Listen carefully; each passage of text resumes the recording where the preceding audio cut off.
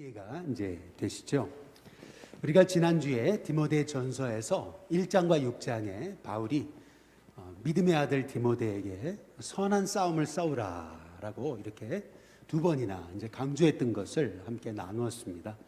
뿐만 아니라 디모데후서 4장에서도 내가 선한 싸움을 싸우고 이제 이렇게 이제 얘기했었어요. 다시 말해서 이제 디모데전서랑 후서에서부터 이제 바울이 쓰기 시작한 단어가 이제 선한 싸움이라고 하는 이제 단어죠. 당시에 이 성경이 쓰이던 그 시대의 상에 관한 중요한 힌트가 되는 말씀입니다.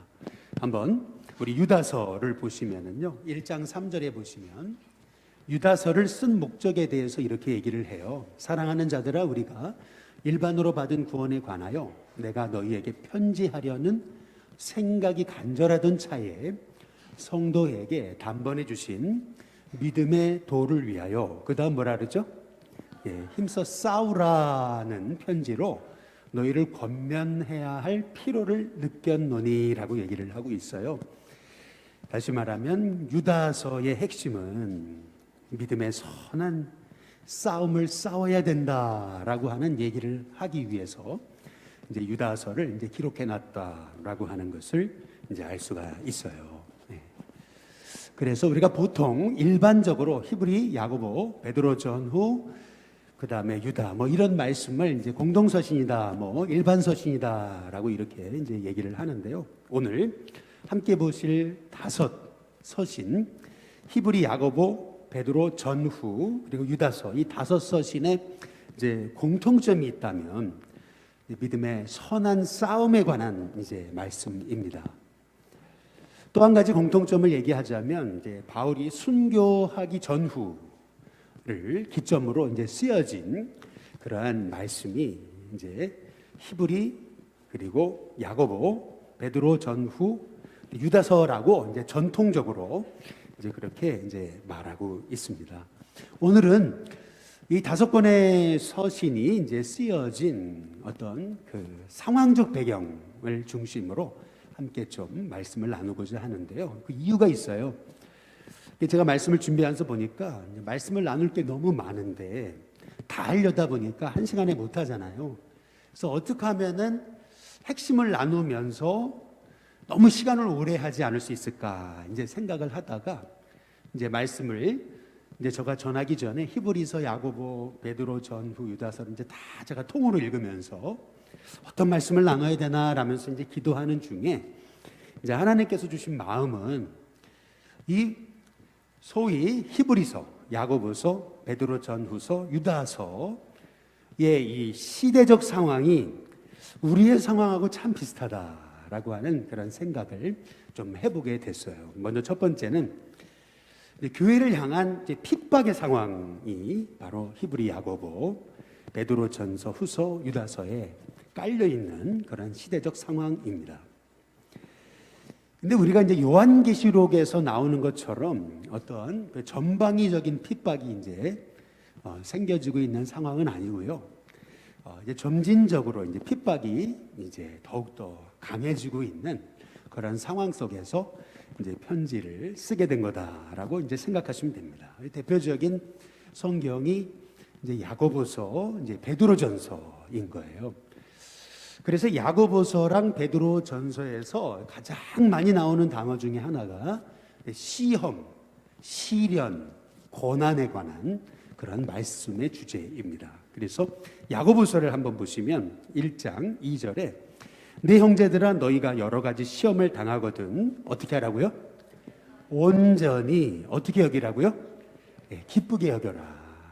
세상은 시험 당하면 잘 참아라 이렇게 얘기하지만 참을인 세계면은 살인도 면한다 이런 얘기를 하지만은 성경에서 주시는 말씀은 시험을 당하거든 오히려 기쁘게 여기라고 말씀하세요. 그냥 기쁘게 여기는 게 아니고 뭐라고 말씀하세요? 온전히 기쁘게 여겨라. 이렇게 이제 말씀하십니다. 여러분 시험 당하는데 기뻐할 수 있습니까? 미친놈 아닌가 이제 이런 생각이 들 정도로 시험 당하는데 막 웃고 다니면은 너 미쳤냐? 너 힘들지도 않냐? 이제 이것이 이제 보통 인간적인 반응이지만은 성경은 내 형제들아 너희가 여러 가지 시험을 당하거든 온전히 기쁘게 여겨라. 이제 이렇게 말씀하세요. 근데 기쁘게 여겨야 되는 이유가 뭐냐면은 거기 1장 3절에 보면 믿음의 시련이 그랬어요. 한번 따라해 보겠습니다. 믿음의 시련. 여기 보면 이 믿음의라는 단어가 굉장히 중요한 겁니다. 그냥 시련이 아니고요. 믿음으로 이겨내는 시련은 결국 인내라고 하는 아름다운 인격의 열매를 맺는다고 하는 거예요. 인내를 온전히 이루면은요, 그러면 세 가지 축복을 얘기하세요. 온전하고 구비해서 조금도 부족함이 없게끔 된다라고 이렇게 이제 말씀하고 계세요. 다시 말하면 하나님 쓰기에 참 예비된, 준비된 그런 주님의 그릇으로 빚어지게 되는 방법, 그것은 시련이 왔을 때 원망하고 낙심하고 절망하는 게 아니라 믿음의 시련으로 결국 그 시험을 인내로 승리할 때 하나님이 쓰시기에 딱 준비된 그러한 인격의 그리스도인이 되게 된다라고 이제 우리에게 말씀하고 계세요. 그래서 이 야고보서하고 아주 비슷한 주제를 가지고 있는 베드로 전서에 보면 베드로 전서도 이제 고난 중에 고난을 어떻게 그리스도인이 대처해야 되는가라고 하는 그 말씀의 주제를 가지고 우리에게 말씀하시는 건데요. 베드로 전서 2장 19절에 보면 베드로 전서에서 끊임없이 강조하고 있는 부분 중에 하나가 어떤 고난이냐면 어떤 고난이요? 부당하게 당하는 고난이에요. 한번 따라해 보겠습니다. 부당한 고난. 그냥 고난이 아니고 어떤 고난이요? 부당하게 당하는 거 있잖아요. 그리스도인이라는 이유 하나만으로 또 교회 다닌다는 이유 하나만으로 예수님 믿는다는 이유 하나만으로 참 부당하게 당하는 고난이 있잖아요. 이게 바로 당시 시대적인 그리스도인의 정황이라고 하는 건데요. 그런데 베드로전서 2장 19절에 보면 부당하게 고난을 당해도 누구를 생각하라고요? 하나님을 생각함으로 슬픔을 참으면 이는 정말 아름다운 거다. 그러면서 20절에 뭐라고 얘기했냐면은 선을 행함으로 고난받는 거. 선을 행함으로 고난받는 거. 이것은 그리스도인으로서 가장 아름다운 거다. 여러분이 예수님 믿는 것 때문에 불이익을 당하고 고난당한다면은 여러분 그건 정말 아름다운 겁니다. 내가 왜 예수님 믿는다는 이유 때문에 이렇게 손해보고 어려움 당해야 되느냐. 여러분 그런 원망과 불평으로 살지 마시고요. 오히려 부당하게 고난을 받아도 하나님을 생각함으로 그 슬픔을 참고 오히려 선을 행함으로 고난받는 게 하나님의 뜻이다라고 여러분 생각하면서 고난을 오히려 믿음으로 반응할 때 하나님께서 저와 여러분에게 여기 이제 이 베드로 전서에 주시는 약속의 말씀이 있어요. 이제 그걸 좀 이따 이제 보게 되실 거고요. 먼저 고난을 당할 때, 그것도 부당한 고난을 당할 때 베드로전서 거기 2장에 우리 21절 다시 한번 PPT를 보여주시면은 여기 잘 보세요. 선을 행함으로 고난 받는 것 이것이 21절에 보니까 이를 위해서 너희가 부르심 받은 거다. 그리스도인은 선한 일을 위해서 고난받도록 부름받은 종들이다.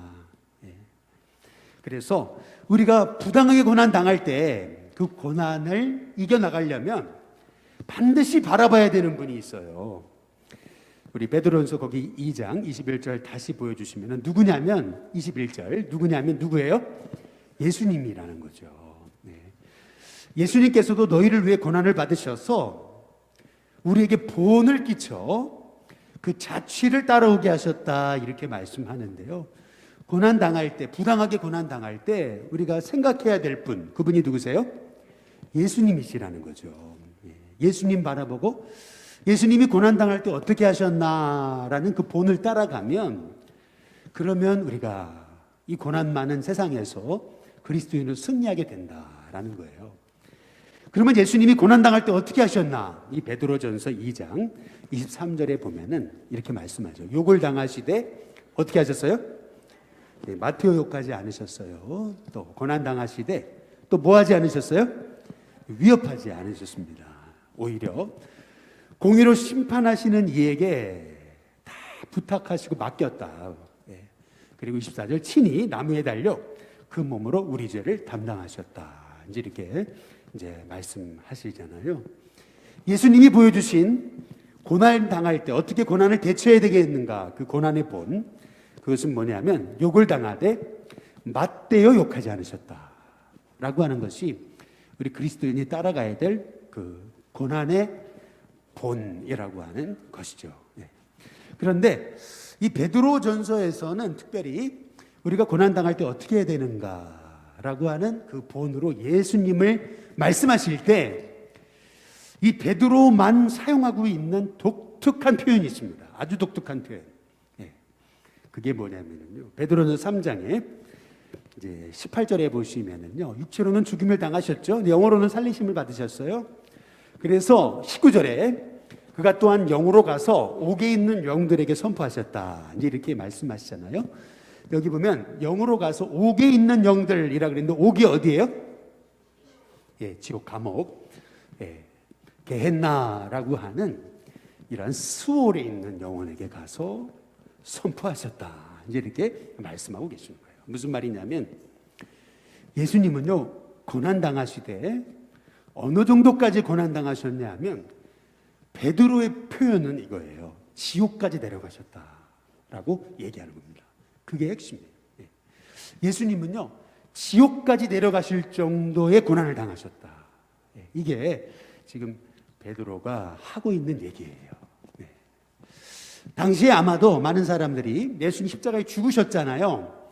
3일 만에 부활하셨잖아요. 그러면 그 3일 동안 예수님 십자가에 죽으셨던 그 3일 동안 예수님이 어디 계셨냐라고 묻는 사람들이 많았다는 것을 우리가 이 대목을 통해 알 수 있어요. 베드로는 예수님이 당하신 십자가의 고난을 이제 이렇게 그 성도들에게 얘기하고 있는 거예요.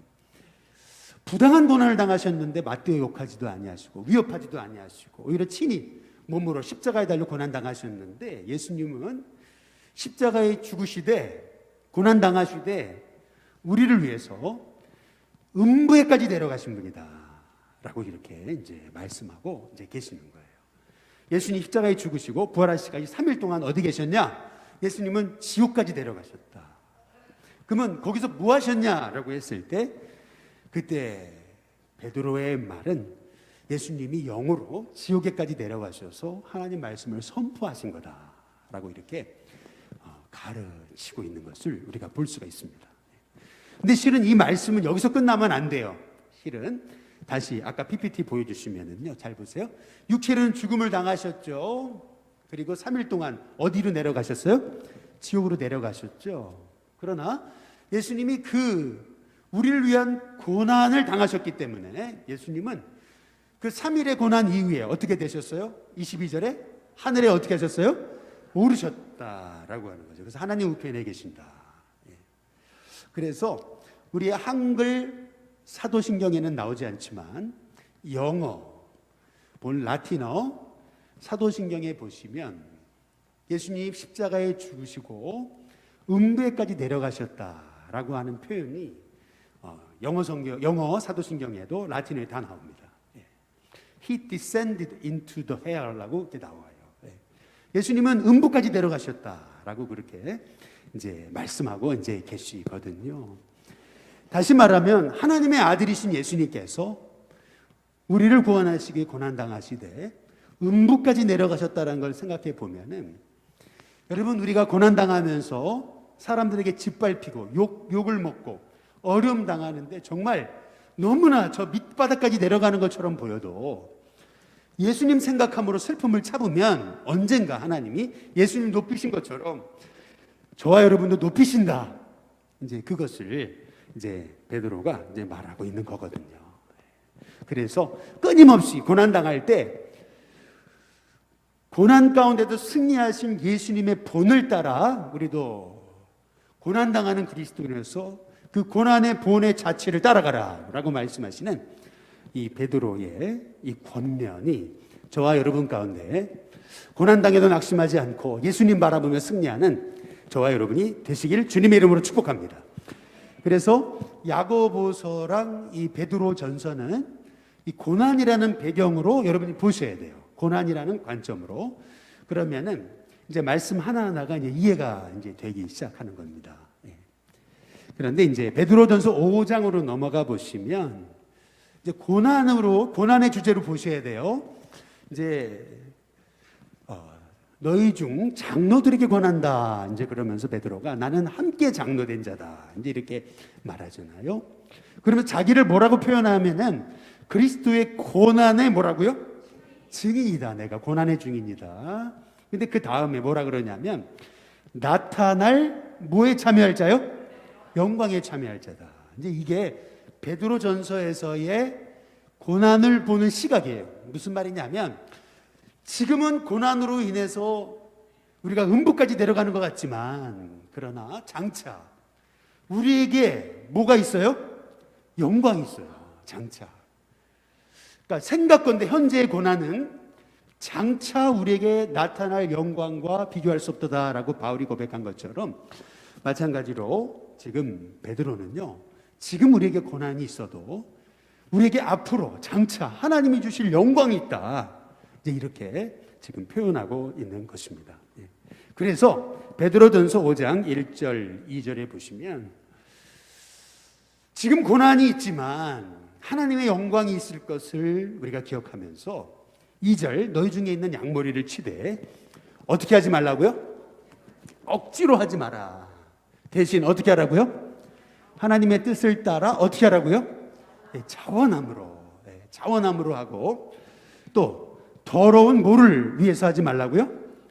더러운 이득 취하기 위해 그렇게 목자의 사명을 감당하지 말아라. 이제 이렇게 말씀하고 있어요. 그다음 베드로전서 5장 3절에서 4절에 보면은 맡은 자에게 뭐 하는 자세요? 주장하는 자세 하지 말고 대신 양무리에 뭐가 되라고요? 본이 되라. 이렇게 말씀하십니다. 양들은요, 목자가 음성을 내고 앞서서 가면은요, 양들은 그거 따라가는 거예요. 소리를 듣고. 눈이 나쁘니까 목자가 딸랑딸랑딸랑 소리를 내고 그러면은 양은 졸졸졸졸 목자의 소리를 따라가는 거거든요. 이제 마찬가지로 이렇게 영혼의 목자로 부림받은 우리 장로들은 영혼에게 주장하는 자세를 하지 말고 양무리의 보온이 돼서 믿음의 보온이 돼서 앞서갈 때 그럴 때 주님의 교회 공동체가 이제 바로 세워진다라고 말씀하는 거예요.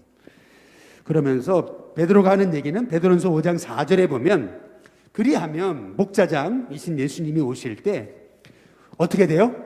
시들지 아니하는 무슨 관이요? 영광의 관. 그 영광이라는 단어에다 동그라미를 이제 치셔야 돼요.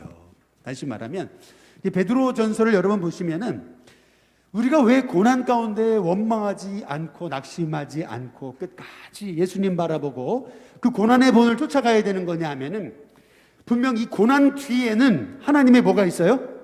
영광이 있기 때문에 고난 뒤에는 반드시 하나님의 나타날 영광이 있기 때문에 영광의 관을 씌워주실 거기 때문에 우리는요 고난 가운데 낙심하지 않고 장차 나타날 영광을 바라보면서 믿음의 선한 싸움에서 승리하는 사람이 되어야 된다. 근데 이것이 이제 베드로 사도의 고백입니다. 그래서 여러분이 이 베드로전서를 보면서 고난 가운데도 잠깐 고난당한 너희를 친히 온전하게 하시고 라고 하시는 이 말씀을 기억하면서 이 베드로전서에서 끊임없이 말씀하는 고난 뒤에는 하나님의 영광이 있다. 한번 따라해 보겠습니다. 고난 뒤에 영광, 고난 뒤에 하나님의 영광이 있다. 이제 여기 여러분 이거에 이 말씀에 여러분 딱 여러분의 마음을 집중하셔서 이 야고보서랑 베드로전서를 읽으시면서 고난 가운데도 우리가 승리하는 하나님의 종 되게 해달라고 기도하는 우리 일신교회 성도님들 되시길 주님의 이름으로 축복합니다. 이제 이게 전체 야고보서랑 베드로전서의 아주 핵심적인 이제 말씀이고요.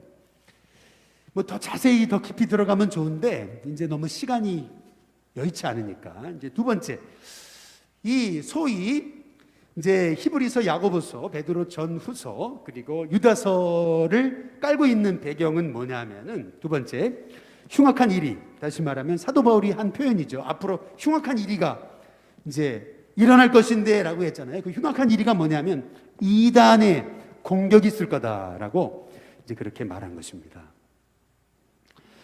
여러분, 아마도 코로나가 터지면서 뭐 신천지 얘기가 나오기 시작하고, 코로나가 터지면서 항상 집단적으로 코로나가 터지는 곳은 보면 다 이단 집단들이잖아요. 지난 설교도 말씀드렸다시피 지난주에 있었던 천안의 그 마을 공동체도 알고 보니까 그게 이단으로 정죄받은 그런 곳이잖아요.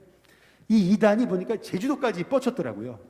예, 지금 천안에 있는 그 공동체 이단이 제주도까지 아주 큰 아주 그런 센터를 만들어 가지고 거기까지 뻗었더라고요. 예. 왜 이렇게 이단이 많은가라고 얘기할지 모르지만은요, 이게 바로 성경에서 말씀하신 그런 하나님의 그 예언의 말씀이에요. 앞으로 더 이단이 일어날 겁니다. 분명히 예수님이 마태복음 24장에서 마지막 때가 되면 적그리스도가 일어난다 그랬잖아요.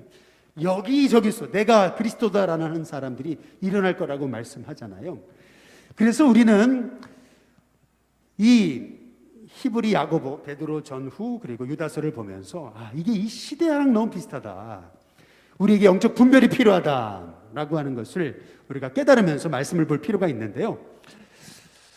이 흉악한 일이, 이단의 공격, 우리 아까 그 PPT 다시 보여주시면 2번 그 배경이 되는 말씀이 베드로 후서랑 유다서입니다. 그래서 베드로 후서랑 유다서를 볼 때는 항상 이단이라고 하는 흉악한 이리의 세력들이 있다라는 것을 머리에 여러분 담아두시고 성경을 읽어보시면 됩니다. 베드로후서 한번 1장 20절부터 21절을 보면, 그래서 베드로후서에 이런 얘기가 나오는 겁니다. 먼저 할 것은 모든 성경의 예언은 어떻게 풀지 말라고요? 사사로이 풀지 말라, 이렇게 얘기합니다. 다시 말하면 당시에 성경을 사사로이 푸는 사람들이 많았다는 것을 알 수가 있는 거죠. 왜 사사로이 풀면 안 되냐? 21절에 이 하나님 말씀, 예언은 언제든지 사람의 뜻으로 받은 것이 아니고 성령의 강동하심을 받은 사람들이 하나님께 받아서 그렇게 전한 것이기 때문에 성경은 반드시 사사로이 풀면 안 된다. 이제 그렇게 베드로가 베드로후서를 통해서 말씀하는 거죠. 다시 말하면 이제 그 뒤에 베드로후서 2장부터 사사로이 성경을 푸는 사람들이 나온다는 것을 여러분이 짐작하시면 돼요. 역시나 베드로후서 2장에 넘어가 보시면 이제 3절에 이렇게 얘기하고 있는 거예요. 다음 PPT 넘겨봐 주시면은 베드로후서 2장 3절에 보면 사사로이 성경을 푸는 그 이단의 세력들이란 결국 그들의 목적이 뭐냐면 탐심으로 지어낸 말을 가지고 그 성도들을 이득의 재료로 삼는다라고 하는 것을 이제 말씀하고 있는 것이죠. 다시 말해서 많은 성도들을 이단이 미혹하는 이유, 그것은 결국 돈 때문이라는 겁니다. 자기 이득을 삼기 위해서. 그래서 항상 모든 이단은 다 돈과 같이 연결되어 있습니다. 자기 이득을 취해야 되기 때문에. 그래서 늘 성도를 자기의 이득의 재료로 삼는다. 이제 이것이 여러분이 이단을 분별하는 이제 눈이라고 이제 하는 것이죠. 그래서 여기 성경에서 말하는 이 흉악한 일이 이단을 분별해내는 그러한 도구로서 먼저 첫 번째, 자기의 탐심으로 성도를 이득의 재료로 삼는다. 이제 이게 첫 번째고요. 두 번째는 베드로서 2장 18절에 보면 허탄한 자랑의 말을 어떻게 해요? 토하버린다 그러죠. 허탄한 자랑의 말을 토해낸다. 이제 이렇게 얘기해요.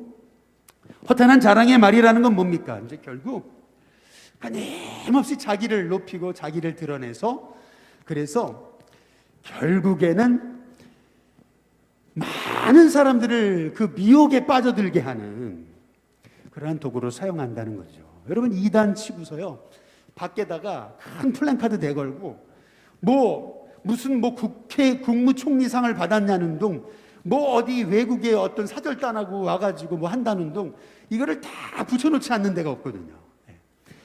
다시 말하면요, 여기 성경에서 우리가 이단을 분별해내는 그러한 여러 툴을 우리가 성경을 통해서 보게 될 때 우리가 참 분별해낼 수 있게끔 하나님께서 우리에게 음성을 주신 겁니다. 베드로후서 2장 18절 보시면 세 번째, 우리가 그 이단들을 분별해내는 그러한 귀한 도구로서 또 주신 게 뭐냐면, 결국 그 이단은 음란으로 육체의 정욕 중에서 이단으로 육체의 정욕을 가지고 우리를 유혹한다 이제라고 이제 말씀하고 있는 건데요.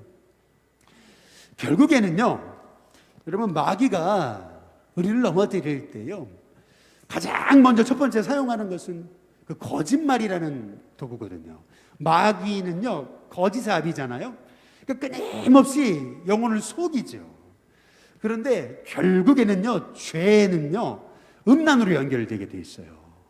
그래서 이게 정말 하나님 기뻐하시는 공동체인지 아닌지 분별해내는 방법 중에 하나는요, 결국에는 이단은요, 다 음란으로 연결됩니다. 우리가 거기에서 우리가 분별의 눈이 열리는 그런 하나님의 종이 되라고 이렇게 하나님께서 베드로후서를 통해서 우리에게 많은 힌트를 주고 계세요. 그래서 베드로후서 2장 17절에 보시면은 이들을 가리켜서 뭐라냐면 물 없는 셈이다. 이제 그 다음 말씀해 보면 광풍에 밀려가는 뭐라고요? 안개다. 이제 이렇게 얘기를 해요. 제가 그 처음 목회하던 모곡이라는 데는요, 홍천강에 있었던 교회인데요. 언덕 위에 이렇게 교회가 있었어요. 밑에 홍천강이 내려다 보였어요. 근데 신기하죠? 새벽 예배를 마치고 이제 교회 밖을 나와서 마을을 쳐다보려고 그러면은요, 늘 안개가 껴 있어요. 이렇게 안개가 낄 때가 굉장히 많았는데요. 조금 이제 아침 식사를 하고 밖을 나와 보면 해가 뜨면 바로 사라집니다. 제가 그때마다 제가 느낀 게 있어요. 그래, 마귀의 세력이 안개처럼 우리를 막 시야를 가리는 것 같아도 결국 주님의 빛이 임하면 한순간에 사라진단 말이죠.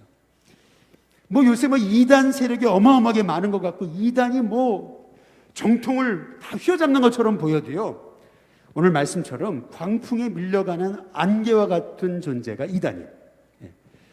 절대 이단은요, 진리 안에 서 있지 않기 때문에 그들이 잠시 흥황하는 것 같아도 곧 그들은 광풍에 밀려가는 안개처럼 무너진다라고 하는 사실을 생각할 때요, 여러분, 저와 여러분이요, 절대 그 이단의 세력이라든지 그러한 미혹하는 세력에 속지 않고 두려워하지 않고 예수님의 이름, 이 복음의 능력을 의지하고 담대하게 승리하는 저와 여러분이 되시길 주님의 이름으로 축복합니다.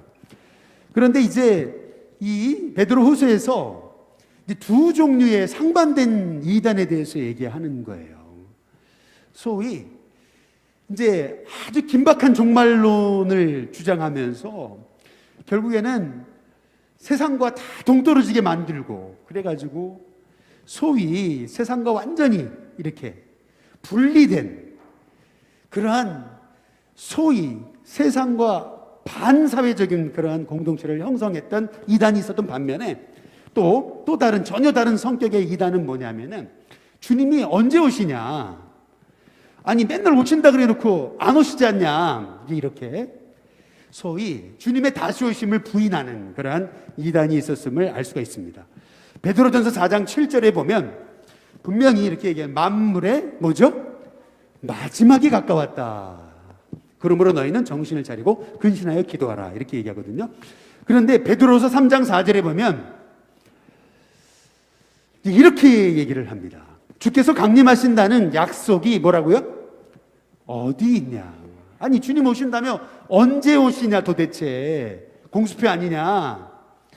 아니, 조상들이 잔 후로부터 만물이 처음 창조될 때처럼 지금 그대로 있지 않냐? 주님 언제 오시냐?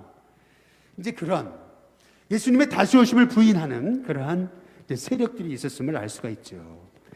그들을 향해서 베드로의 고백은 뭐냐 하면 베드로서 3장 8절부터 10절인데요. 같이 한번 읽어보겠습니다. 같이 읽습니다. 시작. 사랑하는 자들아, 주께는 하루가 몇 년 같아요? 천년 같고, 천년이 며칠 같아요? 하루 같다는 이 한 가지를 잊지 말라. 9절. 주의 약속은 어떤 이들이 더디다고 생각하는 것 같이 뭐한 게 아니에요? 더딘 것이 아니라 오직 주께서는 너희를 대하여 어떻게 하셨다고요? 오래 참고 계신다는 거예요. 그 이유는 아무도 멸망하지 않고 다 회개하기에 이르기를 원하시기 때문이다. 이제 이렇게 말씀하고 계십니다. 우리 주님이 더디 오시는 것 같아도 더디 오시는 게 아니고 지금 기다리고 계시다는 거예요. 한 영혼이라도 주님 앞에 돌아올 때까지. 그런데 10절에 보면 그러나 주의 날이 어떻게 해요? 도둑같이 온다. 생각지 못한 날에 생각지 못한 때에 반드시 오신다. 이제 이렇게 말씀하고 있잖아요. 여러분 우리가 신앙생활 할 때 실은 뜨거운 감자 중에 하나가 종말론입니다. 종말론. 그런데 여러분이 꼭 기억하셔야 되는 거 있습니다.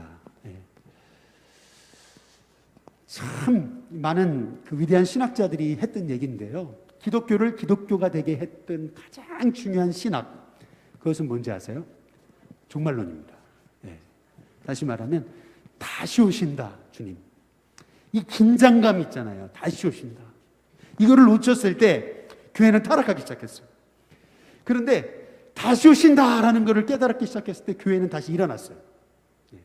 그래서 우리는 주님의 다시 오신다라고 하는 것을 우리가 잊지 않고 오늘 밤에 오실지 모른다라고 하는 그 믿음 속에 살아가는 사람이 그리스도인입니다.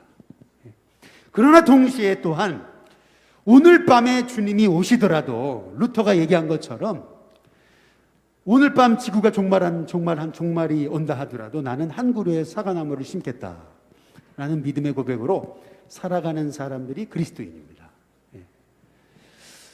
내일 지구의 종말이 오더라도 오늘 한 그루의 사과나무를 심겠다라고 하는 얘기가 스피노자가 얘기한 거라기보다는 그 원조가 되는 사람은 루터라고 그래요. 다시 말하면 이 아주 종말론에 대한 많은 사람들이 아니 주님 오신다면서 안 오지 않냐. 또 어떤 사람은 주님 오신다고 해가지고 뭐 직업도 포기하고 다 포기하고 아니 내일 오실 건데 내가 일해서 뭐하냐라고 많은 사람들이 이 건강하지 못한 이 종말론에 대해서 많은 사람들이 혼동하고 있을 때 루터가 얘기한 건 뭐냐 하면은 주님 반드시 다시 오신다는 거죠. 그러나 오늘 밤 주님이 오시더라도 나는 오늘 하나님이 나에게 허락하신 오늘 하루라는 삶 속에서 나의 삶을 아름답게 갖고 나간다. 여러분 이것이 건강한 성경적인 종말론의 삶을 살아가는 그리스도인이라는 거죠. 늘 한번 따라해 보겠습니다. 주님 다시 오신다. 여러분 이 주님 다시 오신다 이거를 잊어버리는 순간 성도의 신앙은 타락합니다. 주님 다시 오신다라는 걸 잊어버리기 때문에 세상에 집착하는 거예요. 근데 또 주님 다시 오신다라고 하는 것에 너무 집착한 나머지 오늘 밤에 오실 건데 내가 일해서 뭐하고 공부는 해서 뭐하고 돈 벌어서 뭐하고 열심히 살아서 뭐 오늘 밤에 오실 건데 어차피 다시 말하면 이것도 잘못됐다라는 거죠.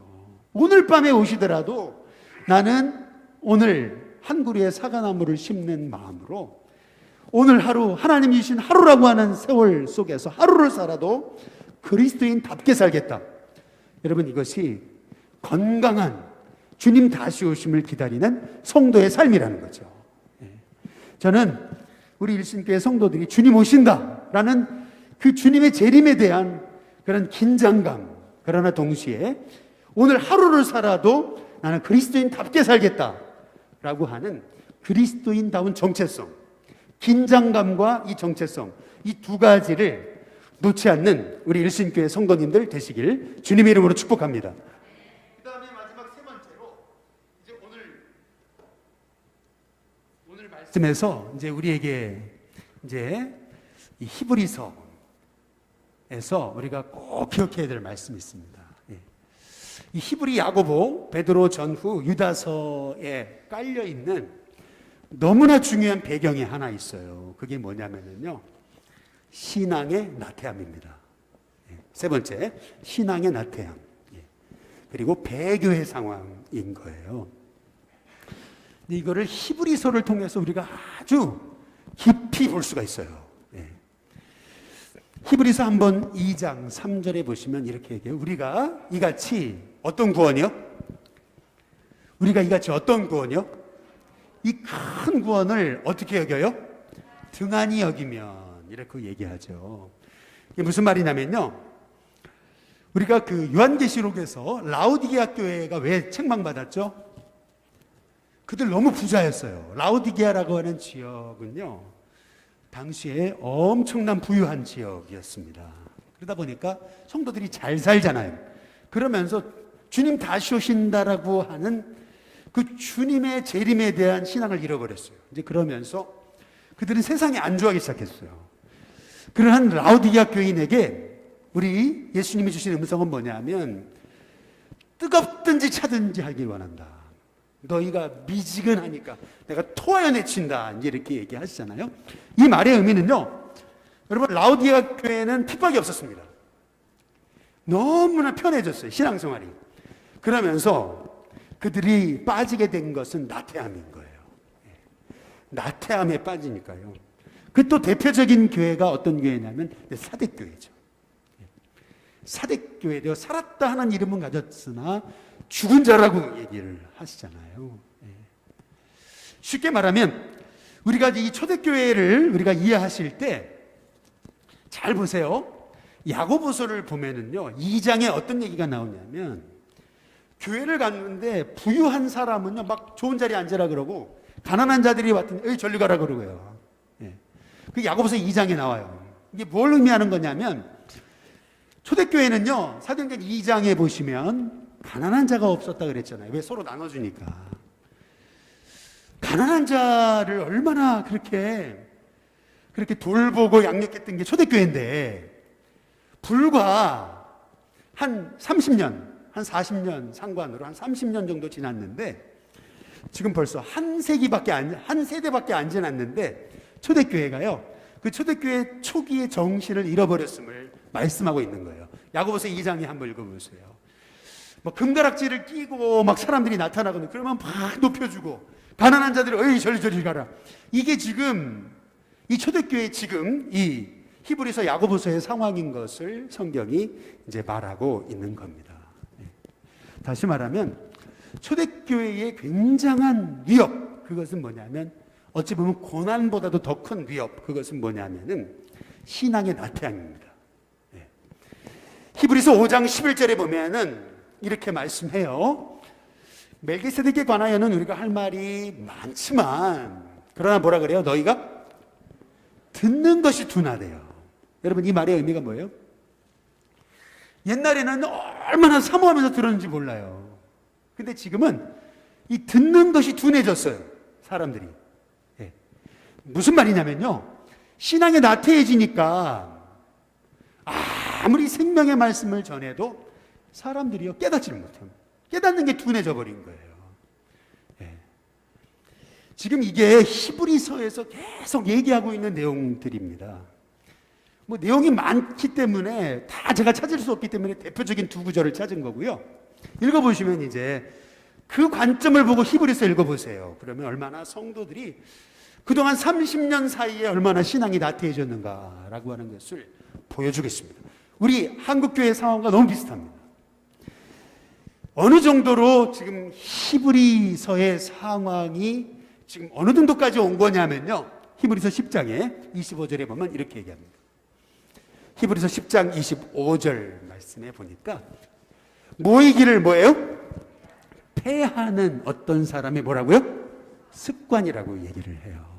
다시 말하면 전에는 초대교회가 어떻게 했어요? 날마다 모이기를 힘썼어요.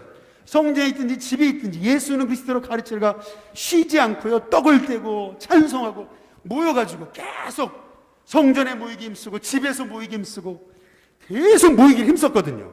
이게 초대교회의 힘이었어요, 영적인 힘. 근데 불과 30년 사이에 초대교회가 어떻게 돼요? 모이는 것을 귀찮아 여기는 거예요. 모이기를 패하는 어떤 사람의 뭐라고요? 습관인 거예요. 옛날에는 새벽 기도도요, 옛날에는 4시 반, 4시에 했잖아요. 근데 요새는요, 힘드니까 5시로 늦췄어요. 안 되니까 5시 반에 늦췄어요. 이제 안 되니까 6시로 늦춰요. 예, 이거 안 되니까 6시 10분에 늦춰요. 계속 늦추고 있어요. 그러다가 그러지 말고 하지 말자. 이제 안 할 거예요. 금요초라도 전에는 막 10시, 11시에 모였어요. 그런데 이제는 그러지 말고 9시에 모이자. 그러지 말고 8시에 하지. 그러다가요, 옛날에는 막 철야기도 하면은요, 10시에 모여가지고 찬양 부르고 기도하고 말씀 듣고 또 중간에 간식 먹고 2시, 3시, 4시까지 철야했잖아요. 근데 이제는요, 금요일 날, 사회가 바쁜데. 그래가지고 어떻게 해요? 금요일도 이제 없어요. 네. 그리고 이제 수요일만 하자. 이제 그래요? 그러다가 수요일 저녁에 안 모이니까 어떻게 해요? 오전으로 옮겨요. 오전으로. 수요 예배를 오전으로 옮겨요. 이 동네에 수요일 밤에 수요 예배 드리는 교회가 없어요. 다 우리 교회만 저녁에 모이잖아요. 그래서 어떤 우리 교회 중에 집사님 한 분이 수요 저녁 예배 있다고 이렇게 등록하셨잖아요. 모르셨죠? 예. 다 오전에 드려요. 예. 많은 교회들이요, 이제 슬슬 모임을 폐하기 시작했어요. 그러니까 초대교회랑 똑같아요. 근데 모이기를 폐하는 어떤 사람의 습관처럼 하지 말아라, 이렇게 말씀하거든요. 이게 초대교회의 위협이었어요. 엄청난 위협. 안 모이려고 그래요. 예. 세상 일 바쁜데 뭘 또 모이라 그러냐고. 제발 좀 그만 좀 모이라 그러고. 내가 맨날 교회에서만 살아야 되겠냐고. 이렇게 되는. 옛날에는 교회 오는 게 너무 좋았는데 이제는 교회 오는 게 짐이 되는 거죠. 예. 이게 지금 히브리서의 상황입니다, 여러분. 예. 그렇게 되다 보니까요, 히브리서 10장 26절에 보니까요, 어떻게 되냐면 말씀을 듣는 사모함이 없어졌잖아요. 구원을 등한히 여기잖아요. 모임도 귀찮잖아 이제. 그러니까 어떻게 되냐면 어떻게 돼요? 26절, 우리가 진리를 아는 지식을 받았어 이미. 그런데 거기다 동그라미를 쳐놓으세요. 짐짓이 뭡니까? 의도적으로입니다. 의도적으로 죄를 범하기 시작해요. 그래서 히브리서 6장에 보시면 이런 얘기가 나오는 겁니다. 다음 PPT 넘겨주시면 히브리서 6장에 보시면 이렇게 얘기해요. 한 번 뭘 받아요? 빛을 받았어요. 빛을 받았습니다. 그리고 뭘 맛봤어요? 하늘의 은사도 맛봤어요. 그리고 성령의 참여도 했습니다. 그리고 5절에 하나님의 선한 말씀의 능력을 맛봤어요. 내세의 능력도 맛봤습니다. 그런데 어떻게 됐어요? 타락해버렸다는 거죠. 이게 여러분, 이게 지금 히브리서의 상황입니다. 이 여기만 나오는 게 아니에요. 읽어보세요. 또 나옵니다. 이게 뭘 얘기하는 거냐면은 당시에 가장 큰 위협, 그것은 뭐냐면 성도의 신앙의 나태였다는 것을 알 수가 있습니다. 그러니까 세상을 이길 힘이 없잖아요. 유대인들이 길들을 형성해가지고 막 핍박해 오니까. 그러니까 어떻게 돼요? 그렇게 힘들게 신앙생활 하느니 다시 유대교로 돌아가자. 그러면서 배교하는 사람들이 나타나는 거예요. 다 유대교로 돌아가는 사람들이. 이럴 때 어떻게 해야 돼요? 이 신앙의 나태함에 빠지고 복음의 능력을 잃어버리고 말씀의 사모함을 잃어버린다는 거예요. 이런 상황에서 어떻게 하면 이 위기를 극복해 나갈 수 있을까? 그것을 위해서 이 히브리 기자가 얘기하는 게 있어요. 이 히브리서가요, 여러분이 한 구절 한 구절을 제대로 공부하게 되면 정말 놀라운 말씀입니다. 히브리 기자가 이 교회의 이 위기를 극복하기 위해서 제시하고 있는 말씀이 뭐냐면요, 히브리서 12장 2절인데요. 이게 베드로후서에도 사실 비슷해요, 사실은. 그래서 먼저 베드로후서 한번 3장 18절을 보시면은 이렇게 얘기를 해요. 우리 주 곧 구주 예수 그리스도의 은혜와 그다음 뭐라 그래요? 그를 아는 지식에서 어떻게 된다고요? 자라가야 된다. 그렇죠? 예수님의 은혜 그리고 예수님을 아는 지식에서 자라가야 된다. 이제 이거를요, 히브리 기자는 이렇게 얘기하는 거예요. 히브리서 12장 2절 이제 이렇게 얘기하는 겁니다. 한번 같이 한번 읽어보겠습니다. 함께 있습니다. 시작. 믿음의 주요 온전케 하시는 이인 예수를 어떻게 하라고요? 바라보자. 예. 여러분, 결국에는 우리가 이런 신앙의 나태함, 신앙의 매너리즘에서 우리가 극복하는 비결, 그것은 뭐냐면 다시금 예수님으로 돌아가는 거예요. 다시금 복음으로 돌아가는 거라는 것을 이제 알 수가 있습니다. 예. 이게 한글 성경에는요, 여러분 이게 좀 이렇게 잘 마음에 안 와닿아요. 그런데 다시 히브리서 12장 2절을 다시 보면 믿음의 주라고 하는 말은 창시자라는 거고요. 온전케 하시는 분, 이게 종결자라는 뜻이에요. 예. 다시 말하면 이런 거예요. 여러분이 예수님을 계속 바라보기 시작하고 여러분이 예수님을 알아가기 시작하면요, 저절로 여러분 안에 믿음이 시작돼요. 믿음이 시작됩니다. 그러다 보면요, 계속 예수님을 알아가고 예수님 바라보기 시작하면요, 그 믿음이 완성된다는 거예요. 그래서 여기 믿음의 주요, 온전케 하시는 이인 예수님을 바라보라라는 말씀이 뭐냐면요, 내 인생의 믿음을 시작하게 하신 분 뿐만 아니라 내 믿음을 완성해 가시는 분인 예수님을 바라보라라는 그런 말씀입니다. 다시 말하면 믿음이라는 것은 여러분이 믿어야지 해서 생기는 게 아니에요. 여러분이 그냥 성경만 많이 읽으면은 믿음이 생긴다는 게 아니에요. 그게 아니고요. 여러분이 예수님을 알아가야 된다는 거예요. 예수님을 알아가고 예수님을 바라보고 예수님께 집중할 때 나도 모르게 내 안에 믿음이 생겨져요. 그리고 흔들렸던 믿음이 흔들림 없는 믿음으로 완성해 가시는 분이 누구세요? 예수님이시라는 거예요. 그래서 여러분이 믿음이 회복되는 방법, 그것은 뭐 열심을 다시 내자, 다시 뭐 열심히 뭘 하자, 이게 아니고요. 실은 여러분이 다시 예수님을 바로 알아가기 시작해야 되는 겁니다. 다시 예수님에게로 돌아가야 되는 거예요. 그래서 히브리서는요, 1장부터 예수님이 누구신가를 가르칩니다. 히브리서 1장 3절과 4절에 보면 이는 예수님은 누구시냐 하면은 영광의 광채라고 그래요. 하나님의 영광의 광채시다. 되게 어려운 말이죠. 쉽게 말하면 광원에서 발산되는 빛 그 자체이시다. 예수님은 소위 광원에서 발산되는 그 빛 자체이시라고 얘기하는 거예요. 그리고 본체의 형상이다. 하나님 본체의 형상. 이 본체라는 말, 이거를 헬라어로 히포스타시스라고 그럽니다. 이게 그 삼위일체론에서 굉장히 중요한 헬라어 단어인데요. 한글로 사실은 다 번역하기는 쉽지 않아요. 그러나 본체라는 말은 이제 본질, 하나님 자신의 형상이다. 이제 이렇게 얘기하는 거죠. 예수님은 누구시냐면 그 능력의 말씀으로 뭐를 붙드세요? 만물을 붙들고 계세요. 만물의 운영자시다. 죄를 정결하게 하는 일, 진짜 우리의 참 대제사장이 되신다. 또 높은 곳에 계신 지극히 크신 하나님 우편에 앉으셨다. 이제 이렇게 말씀하고 있어요.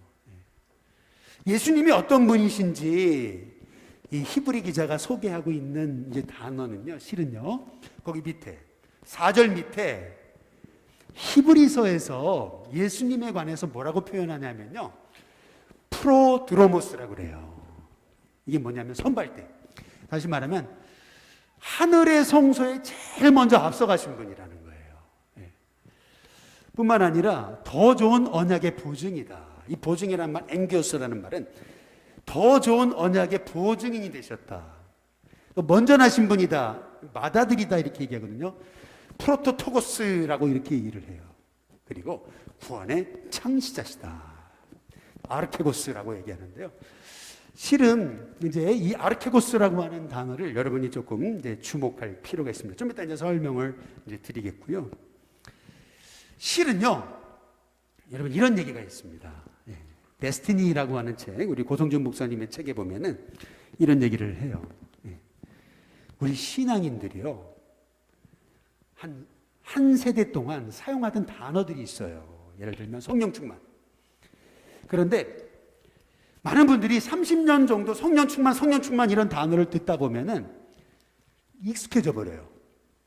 그러니까 무슨 말이냐면 그냥 의례적인 그냥 표현이 돼버리는 거예요. 그러니까 어떤 익숙함에 빠져들기 시작하면은요, 그냥 신앙이 습관이 돼버리는 거예요. 그래서 신앙이 습관에서 벗어나려면은 단어, 우리가 쓰는 언어를 바꾸라는 거예요. 언어를 바꿔야 된다. 그 언어를 새롭게 창조하기 시작해야 된다는 거예요. 그냥 하나님 성령 충만하게 해주세요. 근데 별로 감동이 없어요. 이 성령 충만이 뭔지 깊이 생각을 안 해요. 그냥 의례적으로 하는 말이 돼버리는 거예요. 의례적으로. 예. 그래서 어찌 보면은요, 우리가 일상적으로 쓰는, 교회에서 쓰는 단어들, 이제 이런 단어들이 좀 새롭게 바뀔 필요가 있다라는 거예요. 우리의 아주 습관적으로 쓰던, 아무 생각 없이 그냥 마음의 고백도 없이 그냥 성령 충만하게 해주세요. 별로 간절함이 없어요. 그냥 쓰는 습관적인 용어가 돼버린 단어들을 이제는 새롭게 바꿔나가야 된다라고 그렇게 얘기를 해요. 그 말이 맞는 얘기입니다. 이제 그런 의미에서 히브리서에서 쓰는 단어들이요, 이게 헬라어 단어들이 이게 얼마나 창조적인 단어인지 몰라요. 히브리 기자는요, 구약이라고 하는 소위 구약 성경이라는 단어, 구약 성경 텍스트를 가지고 그 시대에 맞게 가장 적절한 단어를 쓰면서 성도들을 가르쳤던 설교가라고 이제 볼 수 있는 거예요. 그래서 히브리서 2장 한번 14절에 15절에 보시면 예수님이 어떤 분이신지 이제 설명해요. 자녀들은 혈과 육에 속했잖아요. 우리는. 그래서 예수님 또한 우리와 같은 모양, 혈과 육을 함께 지님을 통해서 자신의 죽음을 통해 죽음의 세력을 잡은 자 마귀를 멸하시는데, 죽기를 무서함으로 한평생 이 죽음의 두려움에 매여서 종로로 타는 모든 자들을 놓아주시기 위해서 예수님은 철저히 혈과 육의 형상을 입어 이 땅에 오셨다. 이제 이렇게 설명하고 이제 있습니다. 히브리서 2장 17절, 18절. 그래서 우리 예수님은요, 범사에 우리처럼 되셨다는 거예요. 우리처럼 범사에. 다시 말해, 우리가 배고프고 우리가 외롭고 우리가 지치고 우리가 힘들고 배신당하고 이러한 모든 우리가 겪는 모든 인간의 아픔을 예수님이 똑같이 경험하셨다는 거죠. 왜냐하면 하나님의 일이 자비하고 신실한 대제사장이 되셔서 백성의 죄를 참 속량하시려고 모든 우리의 죄값을 지불하시고 우리를 사시기 위해서 예수님이 철저히 범사에 우리처럼 되셨다. 그래서 18절에 보면은 그가 시험을 당해서 우리처럼 고난당하셨기 때문에 지금 우리가 당하는 시험을 능히 도우실 수 있다. 내가 당하는 아픔, 내가 당하는 외로움, 예수님 다 아신다. 이제 그렇게 얘기하는 거예요. 그래서 히브리서 4장 15절, 16절에 보면은 이렇게 얘기하시는 거죠. 다음 PPT 넘겨주시면은 우리에게 있는 대제사장은 우리의 연약함을 어떻게 한다고요? 동정하지 못하실 분이 아니요. 이 말의 의미는 우리의 연약함을 다 몸소 다 이해하시고 또 공감하신다는 거예요. 그래서 16절에 따라서 우리는 이러한 하나님의 긍휼하심을 받고 때를 따라 돕는 은혜를 얻기 위해서 무슨 보좌요? 이 은혜의 보좌. 나를 위해서 친히 내가 당할 고난까지도 다 담당하신 그 예수님의 그 십자가의 은혜의 보좌 앞에 우리가 어떻게 해야 된다고요? 담대히 나가야 된다. 이제 그렇게 얘기하면서요, 히브리서 2장 10절에 보면 예수님을 이렇게 표현하고 있는 거예요. 히브리서 2장 10절에 이렇게 표현하고 있는 겁니다. 히브리서 2장 10절 한번 보여주시면은 다음 PPT입니다. 2장 10절에 보면 이렇게 얘기하는 거예요. 예수님은 어떤 분이신가? 구원의 어떤 분이시라고요?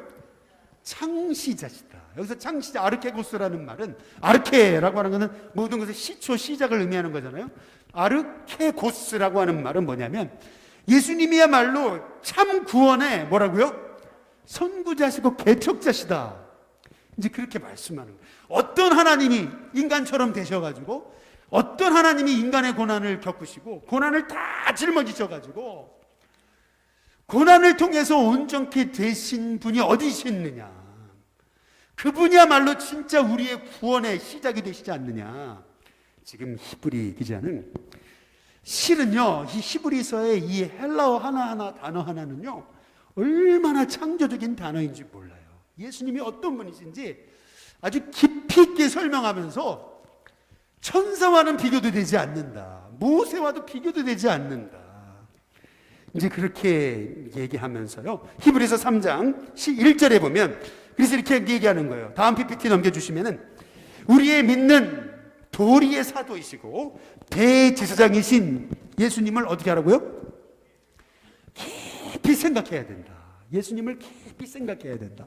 이것이 우리의 나태해진, 매너리즘에 빠진, 우리의 복음의 열정을 잃어버린 그 마음을 회복하는, 첫 마음, 첫사랑, 첫 감격을 회복하는 그런 길이라고 말씀하고 있는 거예요.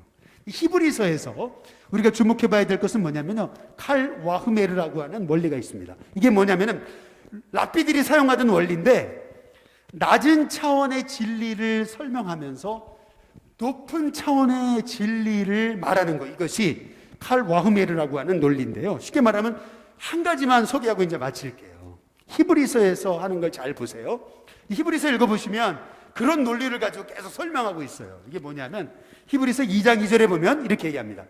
한번 보여주시면, 천사들을 통하여 하신 말씀, 이게 뭐예요?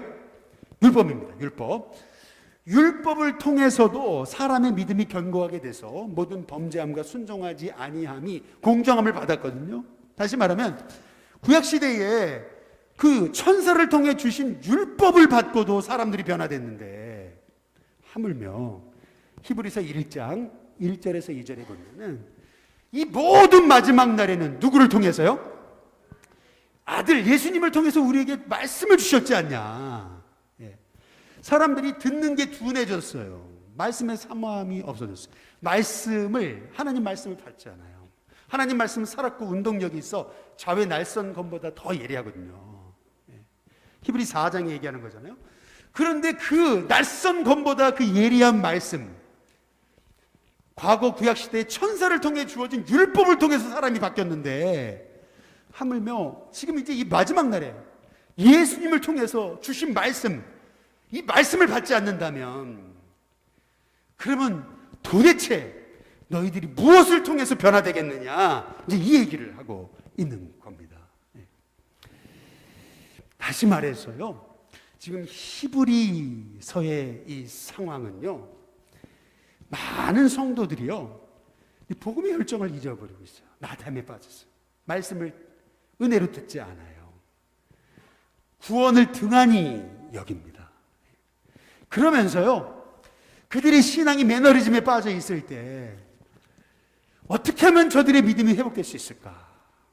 그것은요, 다시 예수님 바라봐야 되고요, 다시 예수님을 통해 주신 그 말씀으로 돌아가야 된다는 거예요. 율법을 통해서도 바뀌었는데 이 마지막 날 아들을 통해 주신 말씀을 받지 않는다면 도대체 너희들에게 소망이 어딨냐. 여러분, 이것이 바로 이 히브리서의 상황이라는 것을 우리가 깨달아 알아야 됩니다. 결국에는요, 저는 이 히브리서, 야고보서, 베드로전서, 후서, 유다서를 이제 보면서요, 지금 우리 한국교회 상황하고 너무 비슷해요.